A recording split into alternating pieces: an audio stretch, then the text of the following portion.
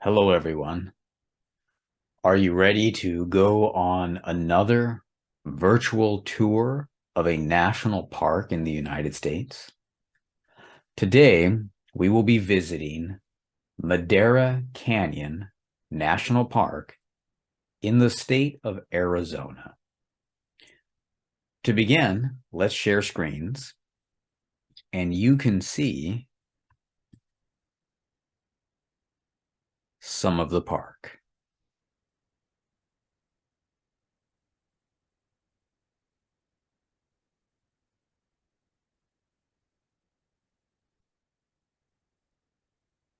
So this is a panoramic view of Madera Canyon. Now, Madera Canyon is a canyon in the northwestern face of the Santa Rita Mountains. It's 25 miles southeast of the city of Tucson in Arizona. It is part of the Coronado National Forest, and Madera Canyon has campsites, picnic areas, and miles of hiking trails. The canyon is also used as a resting place for migrating birds, and it is thus known as a premier bird watching area. And we will discuss that a bit more in our virtual tour. Madera Canyon was originally named White House Canyon after a prominent white adobe house was built there in the late 19th century. The canyon was renamed sometime in the early 1900s. However, some locals still use the original name White House Canyon. Let's move to another picture.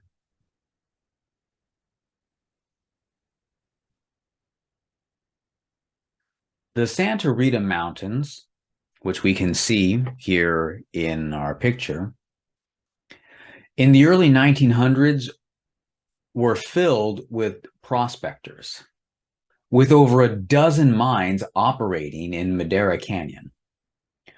One was owned by a man named Ben Daniels, who had once served as a marshal in the famous cities Dodge City and Tombstone.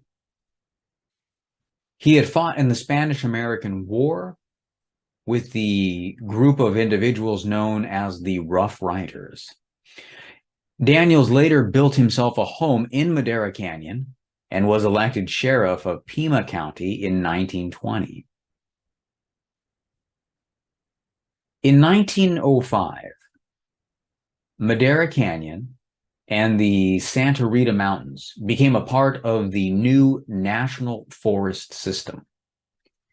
In 1911, a Tucson businessman formed a group of backers who built several cabins in the canyon on land that had been leased from the United States Forest Service, sometimes referred to as the USFS. Over the next few years, roads were improved and automobiles came into use, and Madera Canyon became a popular summer destination. In 1922, the Santa Rita Trails Resort was built. The original lodge burned down, but in 1929 it was rebuilt as a year-round resort with cottages, cabins, a restaurant, a general store, a gas station, and a post office.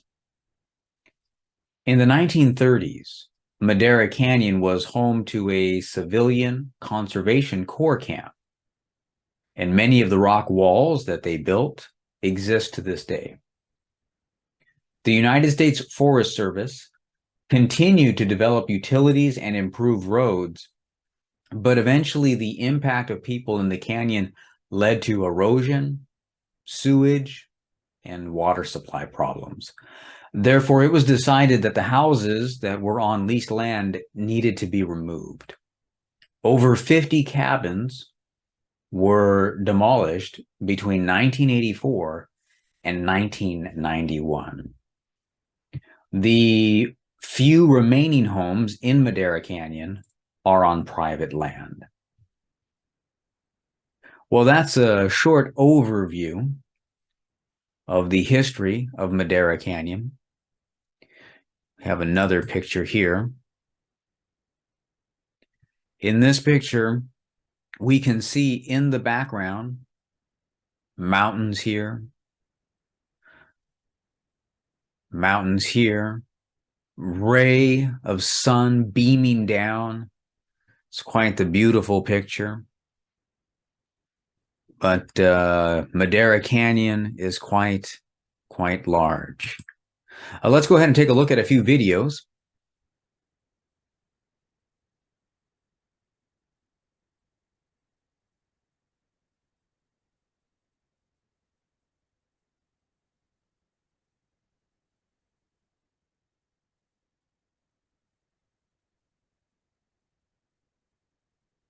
See the wind rustling some of the bushes there. Here's one of the trails. And there are miles of trails in Madera Canyon. An area for individuals to have picnics. An outdoor seating area. Here's one of the paths over here for the miles of trails. You can see where individuals can park their cars and then get on the path. Another view of the canyon.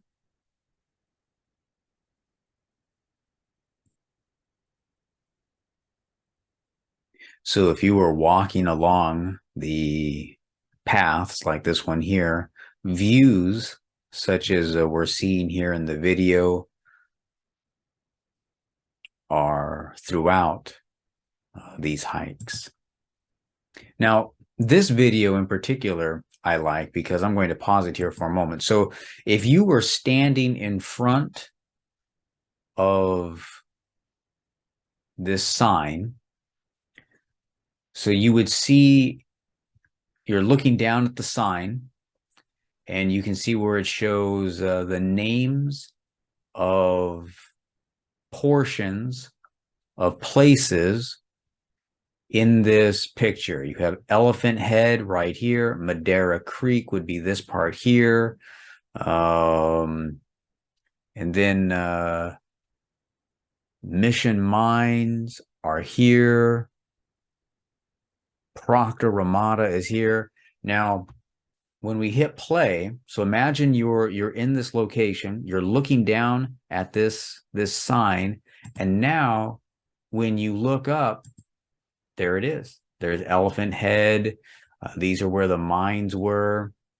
So if we rewind the video just a little bit, and then you go back, you can look up and you can see the names of all of these locations right in front of you. So this is a really nice way of letting the hikers, the visitors know what they're seeing in this view. We look up and we see, and then we can look down as a reference. And now you know what you were looking at when actually seeing the view in front of us.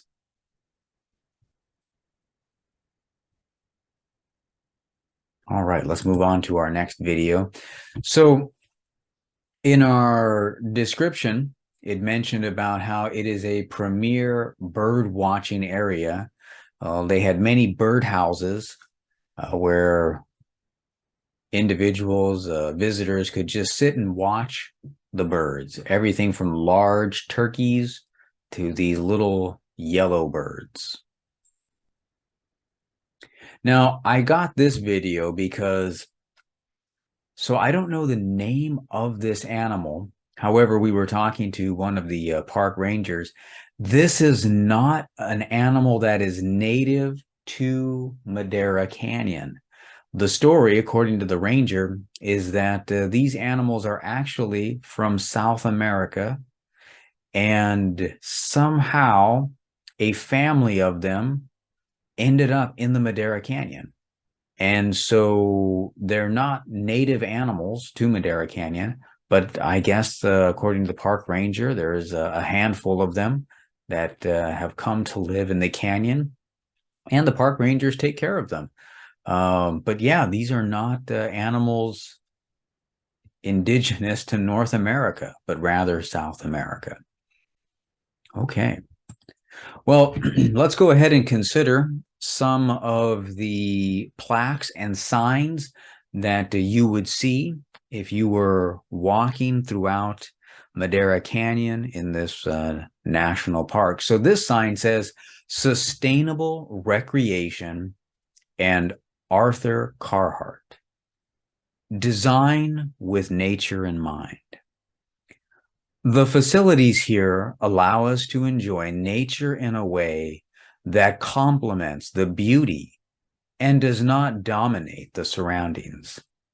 The ramadas, picnic tables, benches, and width of the Proctor Loop accessible trail are smaller than normal to achieve this goal. These designs show our respect for nature and guide how we think about and behave with nature. The first landscape architect for the USDA Forest Service, Arthur Carhart, was asked to survey Trappers Lake in Colorado for improvement. I recommend we do nothing, that we leave it alone. Its greatest good is in its wild, natural condition. A quote from Arthur Carhart. He later said, perhaps the rebuilding of body and spirit is the greatest service deliverable from our forest. For of what worth are material things if we lose the character and quality of people that are the soul of America? And so here we have a picture of Mr. Carhart. Okay. Well, let's move on to our next plaque. So this plaque is entitled Creating Pollinator and Native Plant Gardens. The little things run the world. Every time you walk into your garden to enjoy a beautiful flower or pick a fruit, you might thank a bee, butterfly, or hummingbird. These and other kinds of animals are pollinators. They move pollen from one flower to another, flower of the same species, helping plants to produce fertile seeds. 80% of the world's crop species and most native plants rely on animals for pollination. However, biologists fear several butterfly and bumblebee species have disappeared from parts of their range because of habitat loss, introduced diseases, pollution, and pesticide poisoning. And then our little box here says, how can you help pollinators? Grow native plants in your garden. Plant a diversity of flowering species. Don't use pesticides or herbicides. Provide sunny, bare soil areas for ground nesting bees.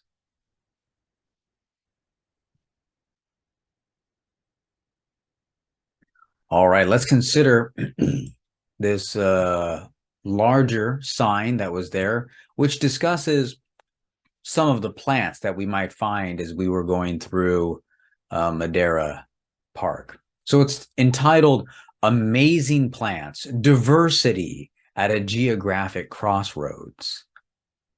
Madera Canyon supports an amazing variety of plants. This plant diversity is the result of location, elevation, and the changes in climate throughout time.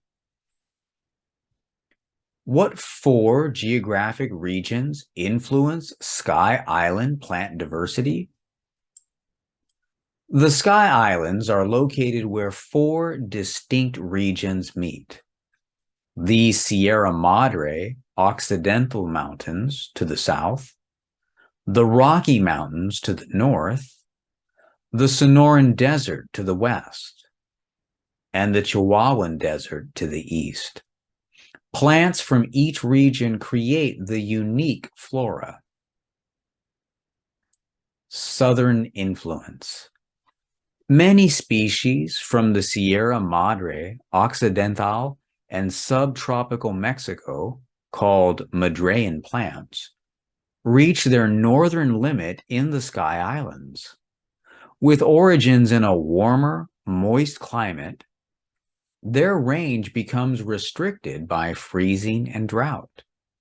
Protected canyons like Madera Canyon provide for species such as southwestern coral bean, wait-a-minute bush, and kidneywood. Northern influence.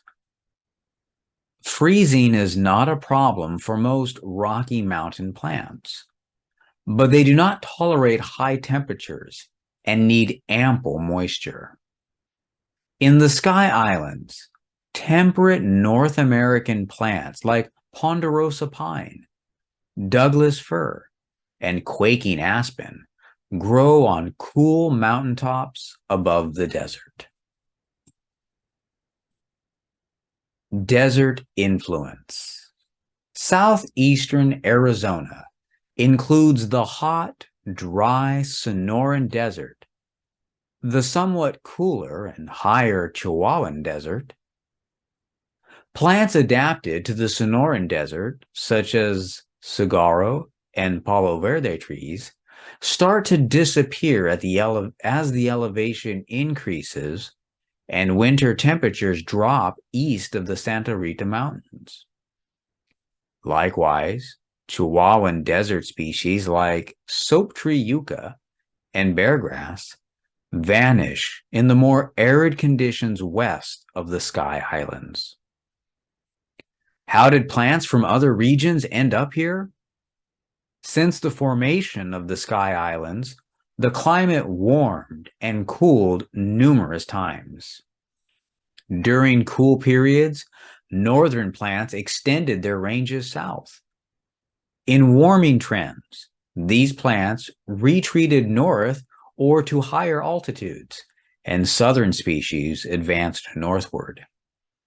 Entire plant communities advanced and retreated across the region with the climate, producing the blend of plants you see today. And then as we back out, there are photos of some of the many plants that you would see as you go down the trails in this national park.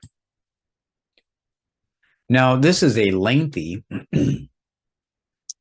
sign because it discusses the topic of birds and how Madera Canyon is a premier bird watching location. So the title is Birds, a world famous birding destination. So our sign says Madera Canyon is recognized as one of the most important birding locations in the United States. Over 240 species have been seen here. Some 150 species nest in the canyon. The canyon is particularly famous for hummingbirds, owls, and the elegant trogon. Let's focus on just some of the paragraphs on this sign. So it states here, what kind of birds are in Madera Canyon? Here in Madera Canyon, familiar northern birds mix with species from the Sierra Madre Occidental Mountains in western Mexico. Many birds in the Sky Islands reach the northern limit of their ranges and can be seen nowhere else in the U.S. Some birds are capable of flying long distances. Their movements are not restricted like earthbound plants and animals. As a result, the bird species composition in the canyon is complex and changes with the seasons. Well, what type of birds would you see here? So they have the subheading of resident birds, and then they list many of the birds that are permanent to Madera Canyon. We have our migrant birds, so the birds that come at different seasons. Madrean birds, birds from different parts near Madera Canyon that at times are present. Rare birds, so birds that are only occasionally seen. And then there is this paragraph. Now, I wanted to read this paragraph because it's a good paragraph that explains an expression, a word that is unique in the English language. And so you may hear this word at times when the conversation discusses birds.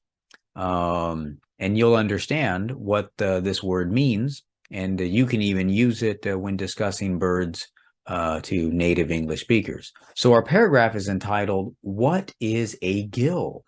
Now, this word guild has different meanings in English, but when it's the context of birds, this is what it means. So a guild is a group of animals with similar ecological niches.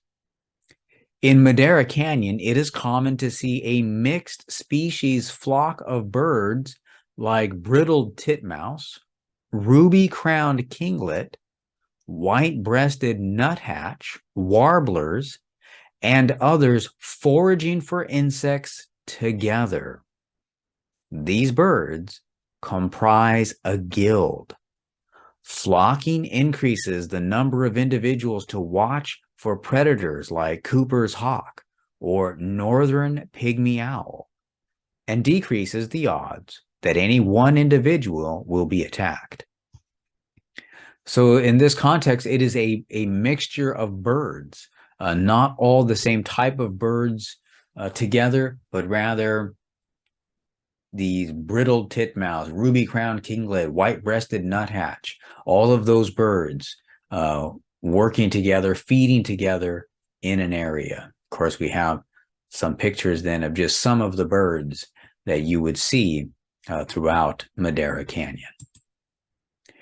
All right, let's read a little bit about this individual here. This was a nice sign that gives some history of one of the individuals that had influence in Madera Canyon.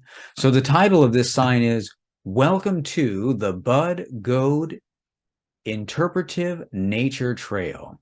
So one of the more popular hiking trails is named after this man, Bud Goad. So it says, "Madera Canyon awaits you. The Bud Goad Interpretive Nature Trail is a series of exhibits in the canyon. Follow this trail to discover the many wonders of this natural gem in the Coronado National Forest."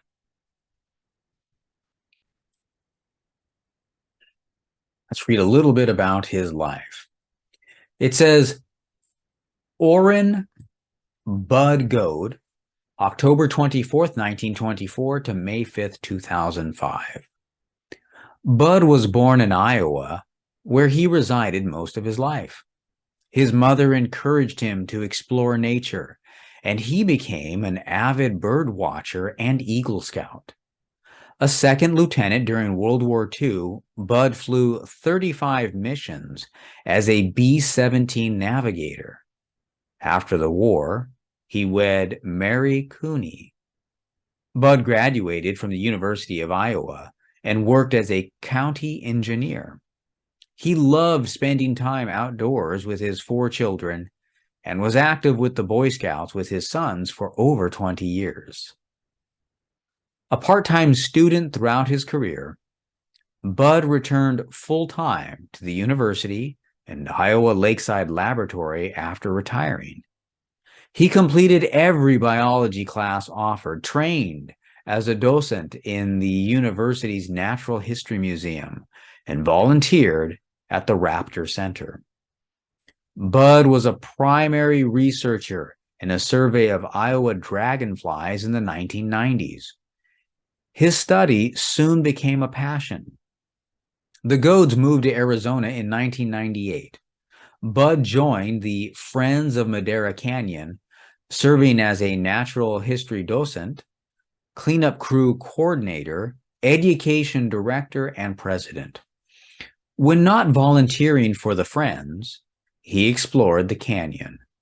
He loved identifying plants, collecting insects, and making written observations on the habits of the elegant trogon. A leader by example, Bud inspired participation and love of nature. He provided proof of the power of one individual to affect positive change. So clearly, this man had a very positive influence on this national park, and no doubt that is why they named this hiking trail after him. So if you were actually physically present at the national park here in Madera Canyon, you would be at this spot right here where it says you are here, and you could then take the hike up this way, go down there. This gives you an idea of the size of the park as well. And of course, it's in miles because in the United States, they don't use kilometers. But I'm sure you can convert miles to kilometers, and you would have an idea of the distance of this hiking trail. The Bud Goad Interpretive Nature Trail. Okay, so then we have our sign here that discusses the different type of mammals and amphibians and reptiles. So we're not going to read the whole sign, but we will just read portions of it. Let's go ahead and start with mammals. Southeastern Arizona has one of the greatest varieties of mammals in North America. More than 80 species of mammals live in the Santa Rita Mountains and Madera Canyon. Often secretive in nature or active only at night, many of these animals are seldom seen. What kind of mammals live in Madera Canyon? So then it goes on to describe some of these smaller mammals and names them, the medium-sized mammals, and then the large mammals. And then we got some pictures of some of these mammals. So, of course, a mountain lion would certainly be one of the larger animals. And these badgers fall into the category of medium-sized animals. And then this creature up here is likely one of the smaller animals. So then we have our amphibians and reptiles. So 8 amphibian and over 35 reptile species are found in the canyon and vicinity. These animals are ectothermic. They draw the body heat needed for activity from the environment. Their daily and seasonal activity is governed by temperature and moisture. These animals become inactive when it is too cold, too hot, or too dry. Most local species live in particular plant communities. Warmer, south-facing slopes allow some species of lizards and snakes to live at surprisingly high elevations. Larger snakes and species that move seasonally have larger ranges. So that's a good word to learn. Ectothermic, not a word that's going to come up regularly in everyday English or business English. However, knowing this word will help you if you hear it from someone else, and it gives you an idea of what it means in relation to these animals. And so then, of course, we have our pictures of some of the animals, specifically the amphibians and reptiles. A toad or a frog, actually, the barking frog. Yes. So very popular animal in North America. So it looks like it would be pronounced Gila monster. However, because the name originates in Spanish, even among native English speakers, we use the Spanish pronunciation of this word. And in that case, we do not say Gila monster. We say Gila monster because in Spanish, the G sometimes has the English H sound, and this would be an example of that. So, although speaking to native English speakers, we would say Gila monster. And then, of course, we have the picture of this snake that you might see while at Madera Canyon. Now, this plaque describes some of the life zones and plant communities throughout the different elevations throughout Madera Canyon. We will not read all of the signs, but we'll read our main sign. It says, at an elevation of 9,435 feet, Mount Wrightston rises almost 7,000 feet above the nearby town of Green Valley. In Sky Island mountain ranges like the Santa Ritas, for every 1,000 feet of elevation gain, the temperature drops by 3 to 5 degrees Fahrenheit. This means that even on the hottest days, the high slopes of Madera Canyon offer cool relief. Annual rainfall also increases with elevation. Typically, lower deserts receive about 12 inches of annual rainfall, while the highest slopes may receive more than 30 inches. These effects of elevation change create a succession of life zones and unique plant communities. Madera Canyon is a sky island oasis, an ocean of desert.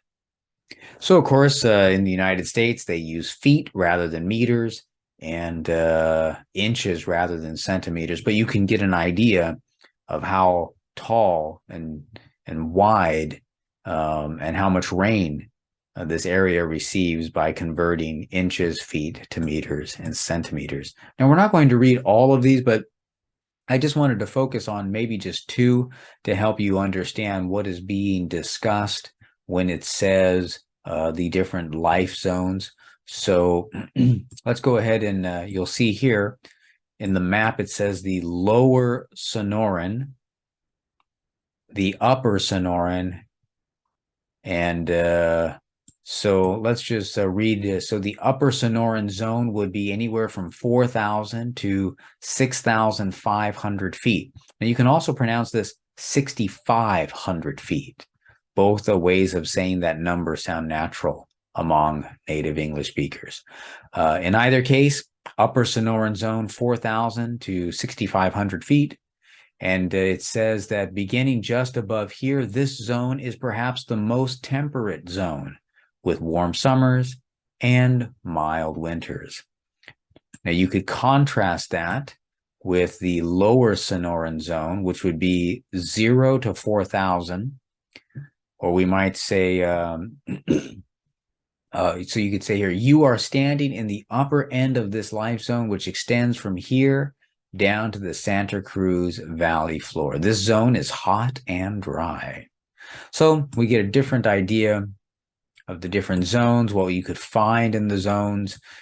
On this side of the map, it even talks about the type of trees, mixed conifer forest, ponderosa pine forest. So clearly different types of trees. And then down here, you would have even the desert shrubs. All right.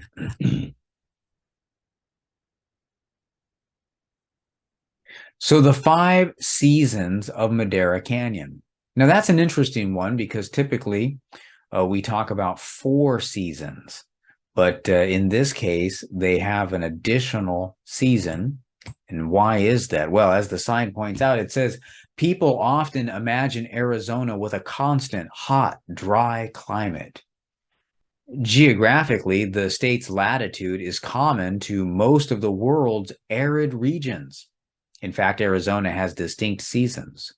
The Sky Islands actually have 5 seasons: spring, dry summer, wet summer, fall, and winter. So, what's the difference between dry summer and wet summer? Because spring, fall, winter, those we're typically familiar with. So let's just focus in a little bit on the difference between these two variations in summer. So dry summer, usually starting in May, dry summer brings extremely low humidity, little to no rainfall, and high temperatures through June. Daytime temperatures 100 to 110 degrees Fahrenheit, and in the valley 80 to 90 degrees Fahrenheit in the canyon. Now that's the dry summer. So May through June. And then comes wet summer. So this would start about July. A shift in prevailing northwesterly winds to the south in July announces wet summer, locally called the monsoon. Tropical moisture is drawn into the region and humidity rises sharply. The moisture combines with intense daytime heating and mountainous terrain to produce strong thunderstorms. Daytime temperatures can remain at about 100 to 110 Fahrenheit in the valley, 80 to 90 Fahrenheit in the canyon. And then it ends with this sentence in red, italicized with an exclamation mark: rainfall can be locally heavy. So there's the big difference between dry summer and wet summer: the amount of rain.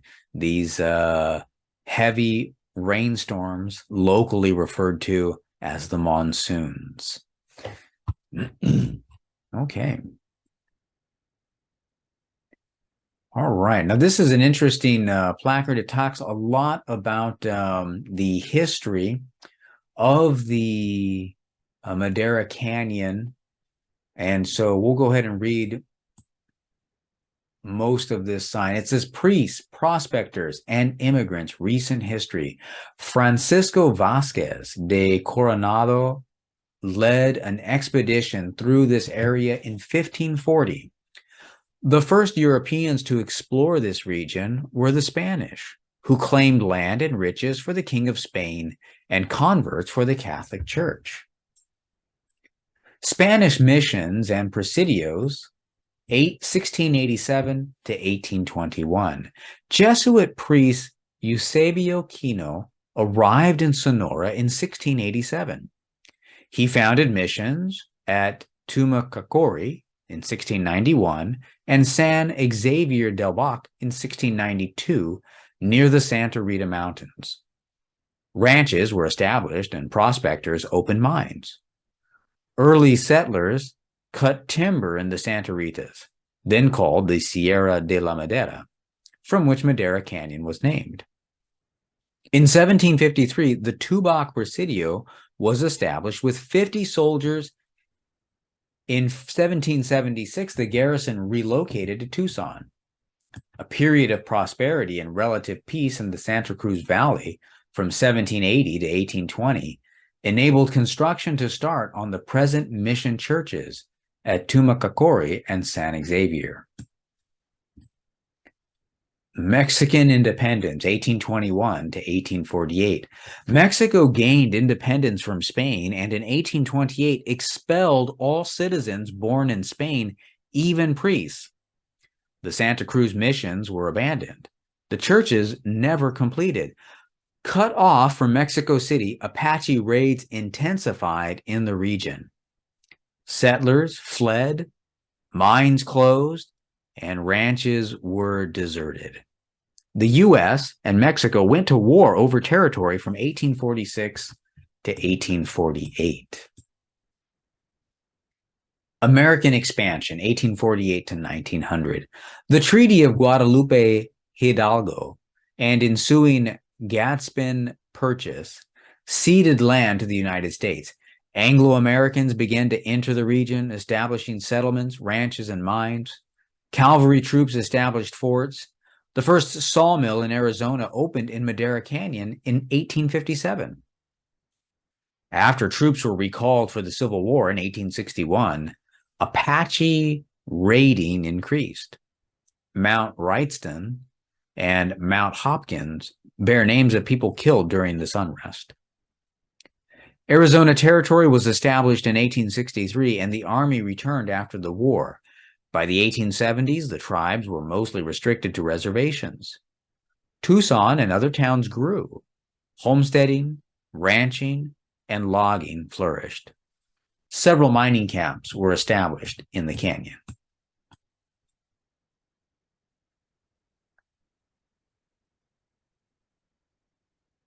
The White House. The adobe White House was the most famous structure in the canyon. Originally a sheepman's cabin around 1880, over time it served as a vacation retreat and homestead. Prospectors used the whitewashed house as a survey marker to locate mining claims. Mountain Retreat, 1902 to the present. In 1902, President Theodore Roosevelt established the Santa Rita Forest Reserve, and in 1908, the area became a part of the Coronado National Forest. In the 1930s, workers from the Civilian Conservation Corps, also known as the CCC, improved roads, built Bog Spring Campground, and improved facilities in the canyon. In 1972, the U.S. Forest Service determined that 52 private cabins on national forest land would need to be removed to protect the environment. The remaining residences in Madera Canyon are on private holdings.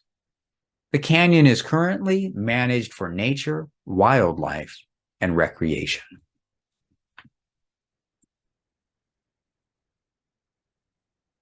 All right. So this last sign says, Gateway to the Mount Wrightson Wilderness, Upper Madera Canyon. So if one was to take a lot of these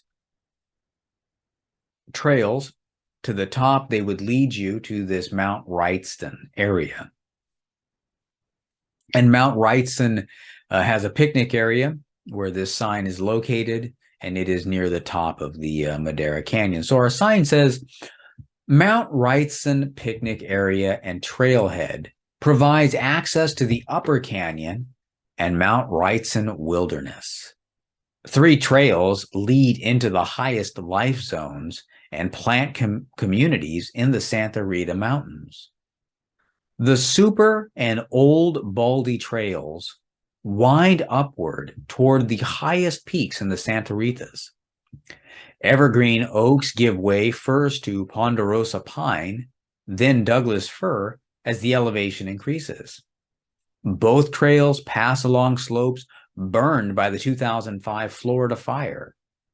The Carrie Nation Vault Mine Trail follows the lush corridor along a west branch of Madera Creek. Now, we won't read all of the different animals and plant life that you can find, but our subheadings are what plants and animals occur in the Upper Canyon, and then it discusses some of these different life zones. And we saw in that earlier sign what life zones meant. So you have a transition life zone, Canadian life zone, riparian corridor, Mount Wrightson Wilderness. And then I do want to read this portion at the end of the sign. This is a very popular thought throughout the United States, and certainly it is promoted in the different national parks. But the idea is simply stated in this way: leave no trace. And it means leave no trace is about respecting and caring for wildlands. Do your part to protect our limited resources and future recreation opportunities. So the basic idea of this expression, leave no trace, when in the context of nature, it transmits the idea of when you depart from a natural area, try to make the area you are in be the same as before you arrived. So obviously not leaving trash on the ground, not forgetting items of clothing, the idea to make it seem as if you never even were there. That's the idea of this leave no trace. And so the question was, what plants and animals would you see in the Upper Canyon? And of course, these are some of them here. We got the bear, the owl, some of these birds, smaller animals, insects. All of these might be seen in the upper wilderness. And then we have this nice picture here of Mount Wrightson and the Santa Rita Crest. So they are here in this picture. Okay. Well, that concludes our virtual tour of Madera Canyon in the state of Arizona. I hope you enjoyed it, and I really hope that someday you get to visit it in person, and then you can see much of these things that we have talked about, read in this virtual tour. You can see in person and experience the smells and the feeling of being there. All right. Well, I will see everyone in another future video.